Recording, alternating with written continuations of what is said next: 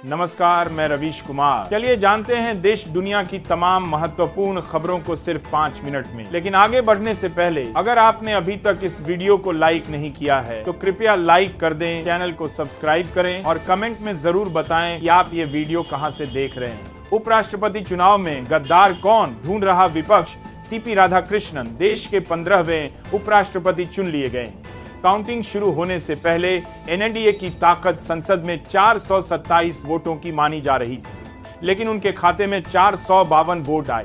NDA की ओर से दावा किया गया कि विपक्षी खेमे में सेंधमारी के चलते उन्हें 14 अतिरिक्त वोट मिले। एनडीए की यह जीत विपक्ष के लिए बड़ा झटका मानी जा रही है। ऐसे में अब विपक्ष उन गद्दारों की तलाश में है जिन्होंने क्रॉस वोटिंग की है।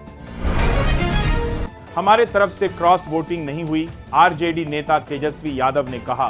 उपराष्ट्रपति चुनाव में जो जीते हैं उन्हें बधाई। हमें उम्मीद है कि वे सत्ता पक्ष और विपक्ष दोनों को साथ लेकर चलेंगे, संविधान की रक्षा करेंगे, संसद को कानून के हिसाब से चलाएंगे। विपक्ष जनता की आवाज उठाता है, सरकार की कमियां बताता है, इसलिए हमें उम्मीद है कि कोई पक्षपात नहीं होगा।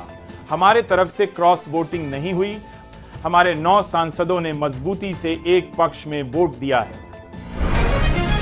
बीजेपी के मंत्री ने रोका राहुल गांधी का काफिला, रायबरेली में बवाल। 2 दिवसीय दौरे पर यूपी के रायबरेली पहुंचे राहुल गांधी का बीजेपी विरोध कर रही है। योगी के मंत्री दिनेश प्रताप सिंह अपने समर्थकों के साथ राहुल गांधी के रास्ते में धरने पर बैठ गए। राहुल वापस जाओ के नारे लगाए। विरोध के चलते राहुल का काफिला करीब 1 किमी पहले ही रोक दिया गया। पुलिस मंत्री दिनेश को उठाने पहुंची तो बीजेपी कार्यकर्ताओं के साथ धक्का मुक्की भी हुई। इससे पहले राहुल ने अपने कार्यकर्ताओं से मुलाकात की थी। चुनाव आयोग का काम सवाल करना नहीं। मुख्य चुनाव आयुक्त ज्ञानेश कुमार ने राहुल गांधी से आरोपों पर एफिडेविट मांगा है, जिसे 3 पूर्व चुनाव आयुक्तों एसवाई कुरैशी, ओम प्रकाश रावत और अशोक लवासा ने गलत माना है। उन्होंने कहा कि चुनाव आयोग का काम सवाल करना नहीं है, उसे आरोपों की जांच करके लोगों के सामने तथ्य रखना चाहिए। आयोग के आदेश, निर्देश और निगरानी में फील्ड मशीनरी काम करती है, किसी से गलती हो सकती है। भारत की स्थिति भी ठीक नहीं। नेपाल में बिगड़े हालात को लेकर शिवसेना सांसद संजय राउत ने बड़ा बयान दिया है। उन्होंने कहा, भारत की भी स्थिति ठीक नहीं है, ऊपर सब कुछ ठीक दिखाने की कोशिश हो रही है। पीएम मोदी और उनकी सरकार गांधी के विचारों की वजह से बची हुई है। श्रीलंका, नेपाल, बांग्लादेश में हो चुका है और पाकिस्तान में तो होता ही रहता है। राउत ने एक्स पर लिखा, ये हादसा किसी भी देश में हो सकता है, सावधान रहिए। ये लोग क्रॉस वोटिंग करवाने में माहिर हैं। पूर्णिया से निर्दलीय सांसद पप्पू यादव ने उपराष्ट्रपति चुनाव पर कहा, ये लोग क्रॉस वोटिंग करवाने में माहिर हैं। ये हर पार्टी को ईडी, सीबीआई दिखाकर डराकर रखते हैं। जिस तरह बीजेडी ने वोट नहीं दिया, ये बीजेपी का दूसरा धड़ा है। पहले धड़े ने वोट दिया लेकिन दूसरे ने नहीं दिया, जिन्होंने इंडिया गठबंधन के साथ रहकर दगा किया। उन्हें अपनी आत्मा से पूछना चाहिए कि क्या उन्होंने लोकतंत्र के मंदिर संविधान का भला किया है। हमें अपने संविधान पर गर्व है। पड़ोसियों के हालात देखें। सुप्रीम कोर्ट ने आज एक केस की सुनवाई के दौरान नेपाल और बांग्लादेश में तख्ता पलट और हिंसक आंदोलनों का जिक्र किया। सीजीआई बीआर गवई ने कहा, हमें अपने संविधान पर गर्व है। आप देखिए पड़ोसी देश नेपाल और बांग्लादेश में कैसे हालात बने हुए हैं। बता दें कि बांग्लादेश में छात्र आंदोलन के बाद शेख हसीना का तख्ता पलट किया गया था, जबकि नेपाल में जेन जेड आंदोलन के चलते ओली सरकार गिर गई है। डीसी में ट्रंप का विरोध।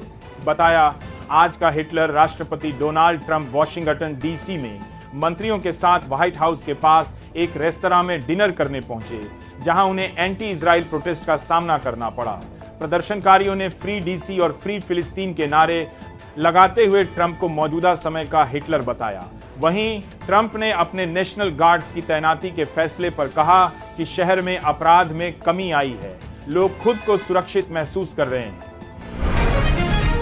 हम नेपाल, श्रीलंका और बांग्लादेश से प्यार करते हैं। नेपाल में ओली सरकार गिर चुकी है और हिंसक प्रदर्शन अब भी जारी हैं। इसको लेकर पश्चिम बंगाल की मुख्यमंत्री ममता बनर्जी ने कहा, हम नेपाल, श्रीलंका और बांग्लादेश से प्यार करते हैं। हम सभी सीमावर्ती देशों से प्यार करते हैं। मैं सिलीगुड़ी, कलिम्पोंग और नेपाल सीमा से लगे इलाकों के निवासियों से भी शांति बनाए रखने और तनाव पैदा करने वाली गतिविधियों से बचने का आग्रह करती है। आखिर क्या हुआ, क्यों भड़की फ्रांस की जनता? नंबर 1, फ्रांस सरकार ने 2026 के बजट में 643 अरब की बचत योजना बनाई। नंबर 2, इसके तहत सार्वजनिक सेवाओं में कटौती। नंबर 3, 2 साप्ताहिक छुट्टियों को खत्म करना। नंबर 4, स्वास्थ्य बीमा में मरीजों की भुगतान राशि को बढ़ाना।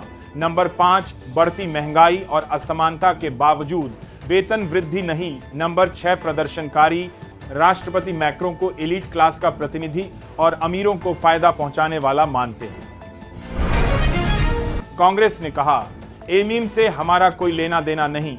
असदुद्दीन ओवैसी की पार्टी के महागठबंधन में शामिल होने की चर्चाओं के बीच कांग्रेस के बिहार प्रभारी कृष्णा अल्लावरू ने कहा, हमें इससे कोई लेना देना नहीं है। उन्होंने लालू यादव को पत्र लिखा है, इस पर वही स्पष्टीकरण देंगे। वहीं महागठबंधन की सीट बंटवारे पर कहा कि अभी तक सब सकारात्मक है।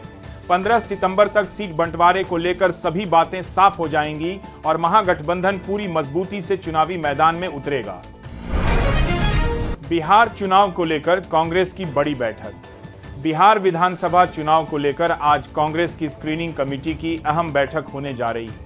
बैठक में चुनाव के लिए संभावित उम्मीदवारों पर चर्चा की जाएगी। राज्य प्रभारी कृष्णा अल्लावारू और अन्य वरिष्ठ नेता उम्मीदवारों के आवेदन की समीक्षा करेंगे। महागठबंधन में सीट बंटवारे पर सभी पार्टियों में सहमति बन गई है। अब दिल्ली में 15 सितंबर को महागठबंधन की बैठक है, जिसमें सीटों की आधिकारिक घोषणा कर दी जाएगी। दमदार तेजी के साथ खुला शेयर बाजार। कारोबारी हफ्ते के दिन शेयर बाजार में तेजी देखने को मिली है। सेंसेक्स 400 चढ़कर 81,500 के स्तर पर कारोबार कर रहा है। निफ्टी में भी 120 अंक की तेजी के साथ 25,000 के स्तर पर है। सेंसेक्स के 30 शेयरों में से 22 में तेजी देखी गई। ग्लोबल मार्केट में मिलाजुला कारोबार हो रहा है। मंगलवार को सेंसेक्स 314 अंक की तेजी के साथ 81,101 के स्तर पर बंद हुआ। निफ्टी 95 अंकों की तेजी के साथ 24,869 पर बंद हुआ। सोने में तेजी का सिलसिला थमा। आज गिरा सोने और चांदी के दाम में आज गिरावट देखने को मिली है। 24 कैरेट गोल्ड आज 66 रुपए की मामूली गिरावट के साथ आ गया है, जबकि 22 कैरेट सोना 1,219 रुपए प्रति 10 ग्राम पर पहुंच गया है। इधर चांदी आज 626 रुपए की गिरावट के साथ 1,24,144 रुपए प्रति 10 ग्राम पर पहुंच गई है। बीते कुछ दिनों से सोने और चांदी के दाम में भयंकर तेजी देखने को मिल रही थी, लेकिन आज ये सस्ते हुए हैं। आप सभी को जय मसीह की दोस्तों आपने वीडियो के पहले देखा होगा कि प्रोफेट बेजिंदर या अंकुर नरूला जी की वीडियो, क्योंकि मेरे प्यो उनकी वीडियोस बहुत से ऐसे मसीही लोग हैं जो आज देख रहे हैं कि प्रोफेट बेजिंदर जी की कम से कम 37 लाख की यूट्यूब फैमिली है दोस्तों। उनकी आपने देखा होगा कि वो आज प्रभु के काम को इतना आगे बढ़ा रहे हैं, प्रभु के नाम को इतना आगे बढ़ा रहे हैं कि आज प्रभु के लोग, आज जो अविश्वासी लोग हैं, आज वो विश्वास की ओर जा रहे हैं। और बहुत से ऐसे कट्टरपंथ के लोग हैं, कट्टरपंथ लोग हैं जो आज उनको टारगेट करते हैं। जैसे कि बहुत से ऐसे लोग हैं, जैसे कि कई बाबा हो गए हिंदू, बहुत से ऐसे बाबा हैं जो लोग बार बार यही टारगेट करते हैं कि तुम लोग हमारे भोले भाले लोगों को धर्मांतरण करवाते हो, हमारे भोले भाले लोगों के मन को आप लोग उनके मन को बहकाते हो और उनको लालच देते हो, और लालच देने के बाद और तुम लोग उनको उनका धर्म परिवर्तन कर देते हो। लेकिन मेरे प्रियो, प्रभु का वचन कहता है ऐसा कुछ नहीं होता। बस आपको विश्वास रखना है, प्रभु के वचन पे चलना है। प्रभु कहता है कि आपके जीवन में कभी भी कोई प्रॉब्लम और दुख और तकलीफ़ नहीं आएगी।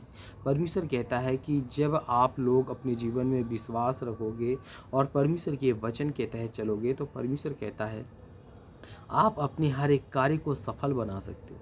क्योंकि बहुत से ऐसे लोग हैं जो आज हमें भड़काते हैं, जैसे कि कोई विश्वास में जाता है, विश्वासी की ओर एक सच्चा विश्वासी बनता है, तब उसको लोग भड़काते हैं, कहते हैं कि ये लोग धर्म परिवर्तन करता है, ये धर्म परिवर्तन कर लिया है, और बहुत से ऐसे ड्रामाबाजी करते हैं। लेकिन मेरे प्रियो ऐसा नहीं है, आपको डरना नहीं है, आपको बस प्रभु पर विश्वास रखना है। प्रभु कहता है कि मैं तुम्हें हर एक चीज़ से बचाऊंगा। बस आपको अपने आप को सुरक्षित रखना है, आपको बस प्रभु के वचन पे विश्वास करना है। दोस्तों यहाँ पे एक वचन पढ़ने जा रहा हूँ, लिखा हुआ है भजन संहिता अध्याय 66 से 18 में। यहाँ पे पढ़ते हैं, यदि मैंने अपने मन में किसी दोष को पाला होता तो प्रभु नहीं सुनता। मेरे प्रियो यहाँ पे प्रभु का वचन कहता है कि अगर मैं किसी भी व्यक्ति को, परमेश्वर कहता है कि किसी भी व्यक्ति के प्रति आपने अगर दोष पाला है तो परमेश्वर कहता है कि प्रभु आपकी नहीं सुनेगा। इसलिए मेरे प्रियो प्रभु कहता है आप जिसके प्रति आपने दोष पाला हो उसके दोष को निकाल दो। प्रभु कहता है कि किसी के दोष को मत करो। परमेश्वर इस बात को कहता है किसी को दोष मत लगाओ, किसी को दोष मत लगाओ, नहीं तो परमेश्वर कहता है कि मैं भी तुम पर दोष लगाऊंगा। जिस नाप से तुम नापते हो ठीक उसी नाप से मैं भी नापूंगा। जैसे कि किसी व्यक्ति ने अगर गलती की है तो उस व्यक्ति की अगर गलती को आप क्षमा नहीं करते हो और उसको उसी तरह से नापते हो तो प्रभु कहता है कि मैं अपने तरीके से तुम्हारे जीवन में नापूंगा। इसलिए आपको दूसरों की गलती को, दूसरे के पाप को क्षमा करना चाहिए। तो जितने मेरे मसीह भाई बहन हैं, आप सभी को जय मसीह के दोस्तों, God bless you all of you, आमीन। नेक्स्ट वीडियो मिलता हूँ दोस्तों।